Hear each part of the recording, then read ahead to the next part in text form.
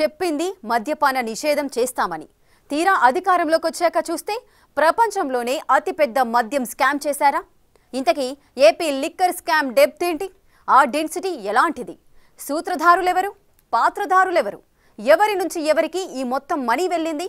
నెలకు ఎంత మొత్తం కమిషన్లు కిక్ బ్యాంకుల ద్వారా పొందారు? సిట్ అధికారులు తమ విచారణలో ఏం తేల్చారు? ఆ డీటెయిల్స్ ఎలాంటివో ఇప్పుడు చూద్దాం.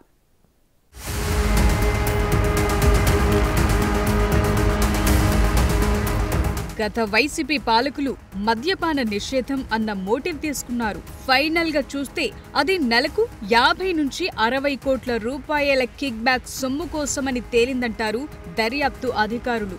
ఇందులో A1 Raj Kesireddy, A4 Mithun Reddy, A5 Vijayasai Reddy, A7 Muppidi Avinash Reddy, A6 Sajjala Sridhar Reddy, A2 Vasudeva Reddy, నాటి బేవరేజెస్ కార్పొరేషన్ ఎండీ సత్యప్రసాద్ వంటి వారితో పాటు A38 Chevireddy, A31 Dhananjaya Reddy, A32 Krishnamohan Reddy, A33 Balaji Govindappa ఒక సిండికేట్ గా ఏర్పడి కమిషన్లు, కిక్ బ్యాక్లు, ధరల పెరుగుదల వంటి వాటి కార్యకలాపాలకు పాల్పడినట్టు గుర్తించింది సిట్. డిస్టిలరీలు, సరఫరాదారులకు అవసరమైన ఆర్థిక ప్రయోజనం కలిగించడానికి కుట్ర పనినట్టు గుర్తించింది దర్యాప్తు బృందం.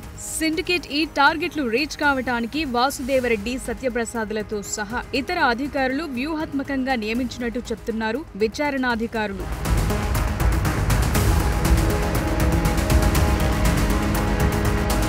నాటి excise assistant commissioner Satyaprasad 2019 October 8న తిరుపతి మిథున్ రెడ్డి నివాసంలో కలిసినట్టు చెప్తున్నారు అధికారులు. అంతేకాదు వాసుదేవరెడ్డితో పాటు హైదరాబాద్ లోని విజయసాయి రెడ్డి ఇంటికి వెళ్లినట్టు తాము ఆధారాలు సేకరించామని అంటున్నారు. ఇక్కడ ఏపీ SBCL గత అమ్మకాల వివరాలు తీసుకోవాలని సూచించినట్టు తెలుస్తోంది.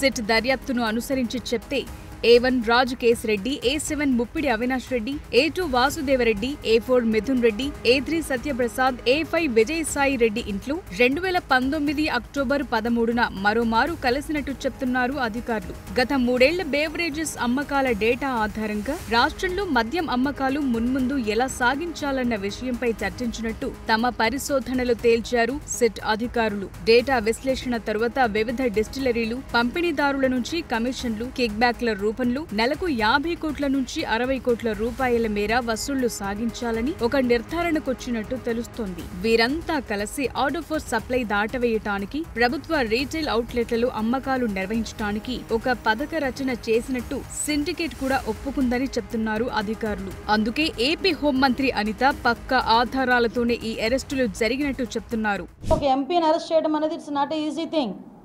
ఎన్నో ఎవిడెన్స్లు ఉండి పక్కా ఎవిడెన్స్లు ఉంటేనే కానీ ఒక ఎంపీని అరెస్ట్ చేయలేం. కానీ ఒక ఎంపీ మీద అరెస్ట్ చూపించారు అనేటప్పుడు వితౌట్ ఎనీ ఎవిడెన్స్ చేయకూడదు అలా ఏమి రూల్ ఏం లేదు. వితౌట్ ఎవిడెన్స్ ఉంటేనే మేము చేస్తాం. ఎవిడెన్స్తోనే చేశారు కాబట్టి అవన్నీ అక్రమమా సక్రమా అని కోర్టులు తెలుస్తాయి. కోర్టులో తెలుసుకోండి. దానికి ఎందుకు ఇక్కడికి వచ్చి గగ్గోలు పెట్టడం? యాజ్ పర్ రూల్ ఈరోజు అన్ని రిమాండ్ ఇచ్చారంటేనే కోర్టు రిమాండ్ ఇచ్చిందంటే కోర్టు ఆదేశాలను గౌరవించాలి. మనం కోర్టు ఆదేశాలను గౌరవించాలి అనుకుంటే కోర్టు అన్నీ సక్రమంగా ఉంటేనే కదా, వాళ్ళ ఫైలింగ్ అంతా సక్రమంగా ఉంటేనే కదా రిమాండ్ కూడా ఇచ్చేది. కొన్ని సందర్భాల్లో కొన్ని ఇష్యూస్లో ఎంత నిజంగా నేరస్తుడైనా కూడా అక్కడికి వెళ్ళేసరికి కోర్టుకి సరైన ఆధారాలు సబ్మిట్ చేయకపోతే వాళ్ళు రిమాండ్ కూడా ఇవ్వరు. అది కోర్టుకున్న రూల్. ఇప్పుడు మీరు అన్నట్టు ఏదో ఫైల్ అవి ఏమి తేల్చేసారని తేలిపోలేదేమి. అండర్ గోయింగ్ వెళ్తున్నది, ప్రొసీజర్ అంతా వెళ్తుంది. మరింత లోతులకు వెళ్లి పరిశీలిస్తే ఏపీలోని కొన్ని బ్రాండ్లు, కంపెనీలకు మాత్రమే అనుకూలంగా వ్యవహరించడం, వారు కోరిన విధంగా ముడుపులు చెల్లించడం, తద్వారా ఆర్థిక ప్రయోజనం పొందాలని భావించినట్టు తెలుసుకున్నారు అధికారులు. అంతేకాదు సత్యప్రసాద్ ఈ మొత్తం ఎపిసోడ్లో సహకరించినందుకు ప్రతిఫలంగా 2023 నాటికి IAS హోదా ఇస్తామని హామీ ఇచ్చినట్టు చెప్తున్నారు విచారణాధికారులు. ఇప్పటి వరకు సిట్ చేసిన దర్యాప్తు ఆధారంగా చెప్తే 2019 ద్వితీయార్థంలో హైదరాబాద్లోని పార్క్ హైత్ హోటల్లో A6 సజ్జల శ్రీధర్ రెడ్డి డిస్టిలరీ యజమానులతో ఒక సమావేశం నిర్వహించినట్టు తెలుస్తోంది. డిస్టిలరీ ఓనర్లు తాము రూపొందించిన కొత్త పాలసీని అనుసరించి అమ్మకాలు సాగించాలని శ్రీధర్ రెడ్డి వీరికి సూచించినట్టు చెప్తున్నారు సిట్ అధికారులు. తాము ఎంపిక చేసిన మద్యం పంపిణీదారులకు మాన్యువల్ ఆర్డర్ ఫర్ సప్లై జారీ చేయడంలో సహకరించాలని కోరినట్టు తెలుస్తోంది. ఒకవేళ వీరు తమ ప్రతిపాదనలు ఒప్పుకోకుంటే వారికి ఎలాంటి ఆర్డర్లుండవని బెదిరించినట్టు కూడా తెలుస్తోంది. ఆర్డర్ ఫర్ సప్లైని అడ్డుపెట్టుకుని కిక్ బ్యాక్లు పొందటం దోపిడీతో సమానంగా వర్ణించింది సిట్.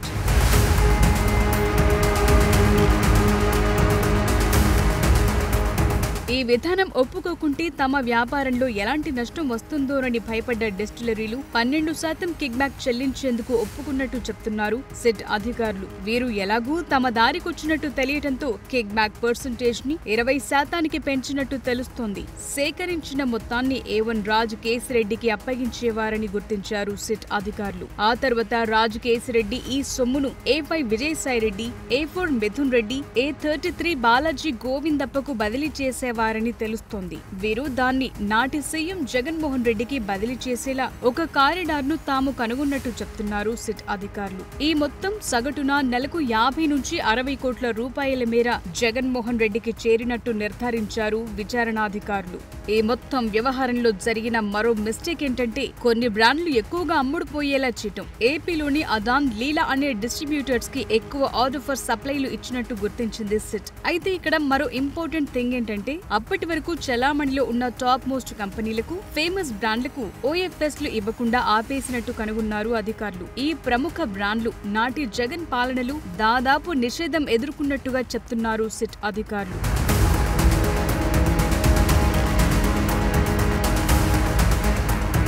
దీంతో ఏపీ కోటాను వారు ఇతర రాష్ట్రాలకు బదిలీ చేసుకున్నట్టు కనిపిస్తోంది.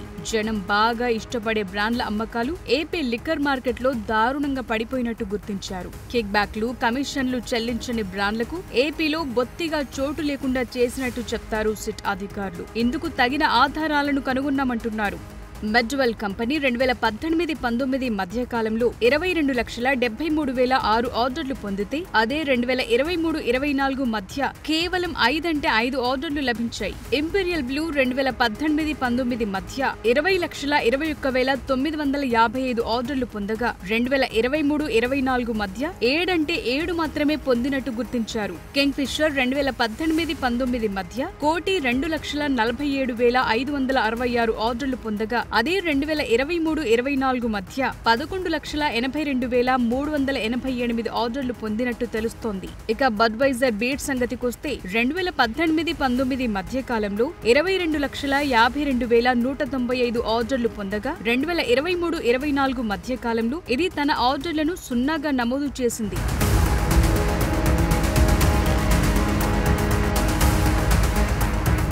దీని కారణంగా మార్కెట్లో అప్పటి వరకు జనామోదం పొందిన బ్రాండ్లు అందుబాటులో లేకపోవడంతో మద్యం ప్రియుల నుంచి తీవ్ర అసహనం, ఆగ్రహం వ్యక్తమైనట్టు గుర్తించారు అధికారులు. సిండికేట్లోని వారు మార్కెట్ డిమాండ్ ఏంటన్నది ఎట్టి పరిస్థితుల్లోనూ గుర్తించలేదని చెప్తున్నారు. వినియోగదారులకు ఏమైనా కానీ వారి మనోభావాలను ఎట్టి పరిస్థితుల్లోనూ పట్టించుకోకుండా కిక్ బ్యాక్లు, కమిషన్లు చెల్లించే బ్రాండ్లకు మాత్రమే ఆర్డర్లు వెళ్లినట్టు గుర్తించారు. అప్పటికీ తమకు అమ్ముతున్న బ్రాండ్ల నాణ్యతపై వినియోగదారుల నుంచి భారీగా ఫిర్యాదులందాయి. కానీ ప్రభుత్వం ఎలాంటి దిద్దుబాటు చర్యలు తీసుకున్నట్టు తమకు కనిపించలేదని అంటారు విచారణాధికారులు.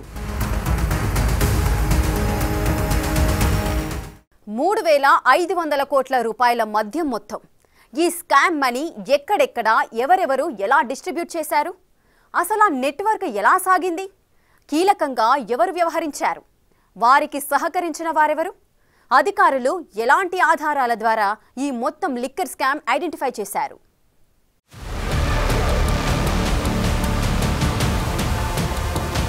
ఒకటి రెండు కాదు, ఏకంగా 3,500 కోట్ల మొత్తం సేకరణ ఎలా జరిగింది? అసలు ఈ మొత్తం ఆధారాలను ఎలా సేకరించారు? ఈ లిక్కర్ స్కామ్ లో గుర్తించాల్సిన ముఖ్యమైన విషయాలేంటి అని చూస్తే దర్యాప్తు అధికారులు ఎందరో సాక్షుల వాంగ్మూలాలు, డాక్యుమెంట్లు, బ్యాంకు రికార్డులు, ట్రావెల్ రూట్ మ్యాప్స్ వంటి ఆధారాలను బట్టి A1 రాజ్ కేసిరెడ్డి నేతృత్వంలో ఈ మొత్తం సిండికేట్ ఎలా పనిచేసిందో కనుగొన్నారు అధికారులు.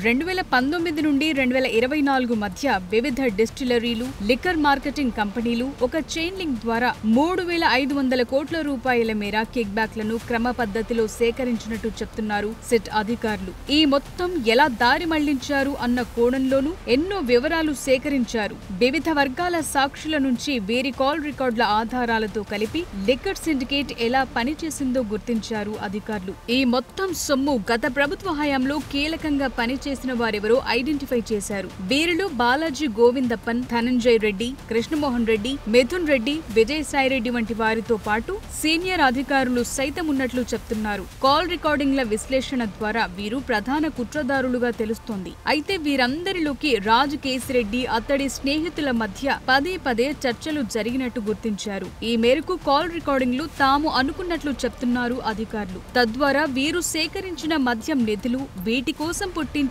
అక్రమ రసీదులు సైతం సేకరించారు విచారణాధికారులు.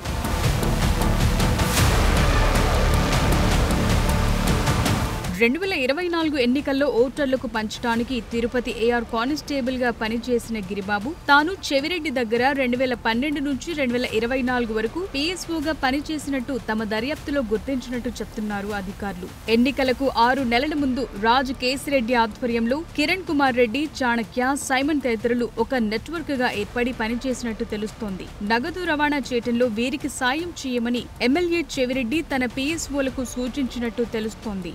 పోలింగ్ కి ముందు రోజుల్లో గరికపాడు చెక్పోస్టు దగ్గర 8.36 కోట్ల విలువైన కన్సైన్మెంట్ గల లారీని స్వాధీనం చేసుకున్నట్టు అధికారుల ముందు ఒప్పుకున్నాడు గిరిబాబు. ఈ క్యాష్ బాక్సులను దాచడానికి ప్రత్యేకంగా కొన్ని ప్రాంతాలను ఎంపిక చేశారని చెప్తున్నారు. ఎన్నికల ప్రక్రియను ప్రభావితం చేయడానికి తమ క్యాష్ డంప్ల నుంచి నగదు విస్తృతంగా వాడినట్లు గుర్తించారు అధికారులు. దీని ద్వారా ప్రజా ప్రాతినిధ్య చట్టం, అవినీతి నిరోధక చట్టం వంటి పలు సెక్షన్ల కింద వీరు నేరాలకు పాల్పడ్డట్టు తాము గుర్తించినట్టు చెప్తున్నారు అధికారులు.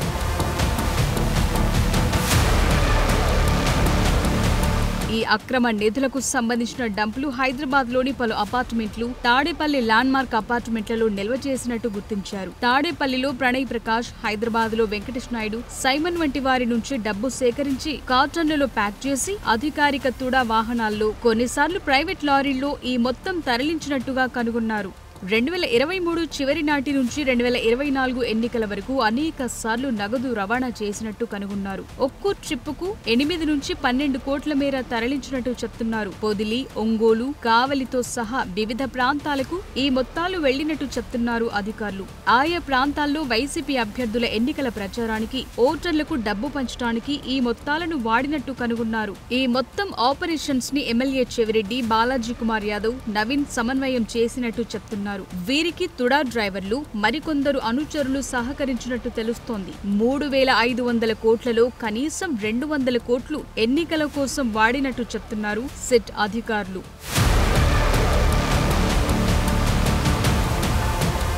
A1 రాజ్ కేసిరెడ్డి మద్యం ద్వారా వచ్చిన ఈ మొత్తాన్ని, స్థిరాస్తులను ఒక పద్ధతి ప్రకారం కొన్నట్టు చెప్తున్నారు. రాజ్ కేసిరెడ్డి తన తల్లి సుభాషిణి పేరిట తన అనుబంధ సంస్థ ఎషాన్వి ఇన్ఫ్రా వంటి వాటి ద్వారా పెద్ద ఎత్తున భూమి కొనుగోలు చేసినట్టు తెలుస్తోంది. షాబాద్, మచ్చనపల్లి, దామరపల్లి వంటి ప్రాంతాల్లో సుమారు 92 ఎకరాలను సేకరించినట్టు తాము ఆధారాలతో సహా తెలుసుకున్నామంటున్నారు సిట్ అధికారులు. రాజ్ కేసిరెడ్డి కొన్న భూముల విషయంలో రియల్ ఎస్టేట్ కన్సల్టెంట్లు పెద్ద ఎత్తున సహకరించినట్లు తెలుస్తోంది. ఈ కన్సల్టెంట్లకు అదాన్ డిస్టిలరీ ఖాతాల నుంచి నేరుగా డబ్బు వెళ్లినట్టు తెలుస్తోంది. ఈ భూముల మార్కెట్ విలువ 100 కోట్ల మేర ఉన్నట్టు చెప్తున్నారు అధికారులు. వివిధ ప్రైవేట్ సంస్థల నుంచి సుమారు 25 కోట్ల అనధికార లోన్లు మంజూరైనట్టు కూడా తెలుస్తోంది. రాజ్ కేసిరెడ్డి కొన్న భూముల విలువ పెంచడానికి కూడా ప్రణాళికలు రచించినట్టుగాను చెప్తున్నారు.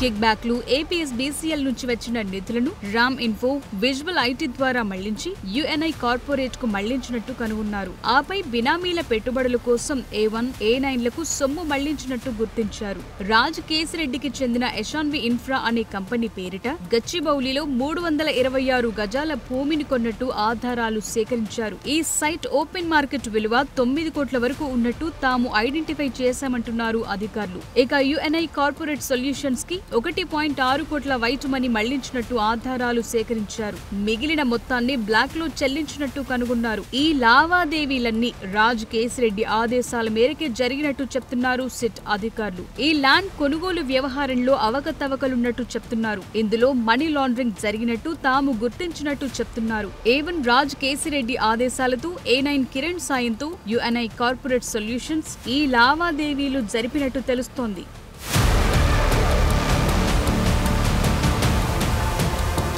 దుబాయ్లోనూ అక్రమ ఆర్థిక కార్యకలాపాలు నిర్వహించడానికి లిక్కర్ సొమ్ములో కొంత భాగం దారి మళ్లించినట్టుగా తెలుస్తోంది. రహస్య మార్గాల ద్వారా దుబాయ్కి ఈ నిధులు వెళ్లినట్టు గుర్తించారు. ఇది మనీ లాండరింగ్ కిందకొస్తుందని అంటున్నారు. ఇందుకు తగిన ఆధారాలను తాము సేకరించినట్టు చెప్తున్నారు అధికారులు. ఇక్కడ గుర్తించాల్సిన మరో ముఖ్యమైన విషయం ఏంటంటే జాంబియా, టాంజానియా వంటి ఆఫ్రికన్ దేశాల్లో మైనింగ్ వెంచర్లను అన్వేషించడానికి కోట్ల రూపాయల మేర ఖర్చు చేసినట్టు కూడా కనుగొన్నారు. నిందితులు ఈ క్రమంలో ఆయా దేశాల్లో సంచరించినట్టుగాను వారి ట్రావెల్ రికార్డులు చెప్తున్నాయంటున్నారు అధికారులు. A1 రాజ్ కేసిరెడ్డి ఆదేశాల మేరకు A9 కిరణ్ పలు హవాలా మార్గాల ద్వారా UAEకి కోట్లాది రూపాయల మేర బదిలీ చేసినట్టు గుర్తించింది సిట్. ఈ నిధులను ఉపయోగించి TE-KKR trading LLC, TE-KKR truck UAE, transport LLC, home habs online furniture company, TE-KKR transport limited UK వంటి పలు కంపెనీలు స్థాపించినట్టు కనుగొన్నారు విచారణాధికారులు. ఈ